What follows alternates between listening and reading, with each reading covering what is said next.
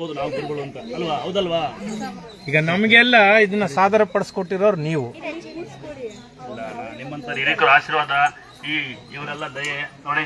ಮೊನ್ನೆ ಯಾರು ಶಾಲ್ಟ್ ಕೊಟ್ಟಿದ್ರು ಅಷ್ಟೇ ಅಕ್ಕೆ ಮುಂದೆ. ಹಿಂಗೆ ಈ ಭಕ್ತರಿದ್ರೆ ಭಗವಂತ ಇದ್ರೆ ಭಕ್ತರು. ಯಾಕೆಂದ್ರೆ ಕಾಣಿಕೆ ದೊಡ್ಡ ತುಂಬಿದ್ರೆ ನಮ್ಮಟ್ಟು ತುಂಬೋದು.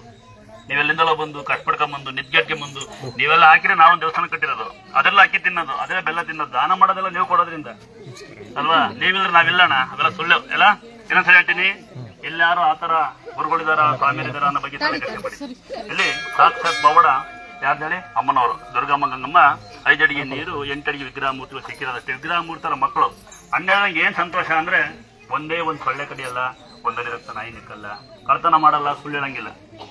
ದೂರಿಂದ ಬಂದಿವಿ ಬಿಡಿ, ದಯವಿಟ್ಟು ಇದೇ ಫಸ್ಟ್ ಬಂದಿವಿ ಬೇಡಿ. ನಾ ಯಾರು ಬೈತೀವಿ ಅಂದ್ರೆ ದೂರಿಂದ ಬಂದಿವಿ, ಇದೇ ಫಸ್ಟ್ ಬಂದಿವಿ, ಹುಷಾರಾಗುತ್ತಾ ಅನ್ನೋದಕ್ಕೆ ಬಹಳ ಬೇಜಾರಾಗ್ಬಿಡ್ತದೆ.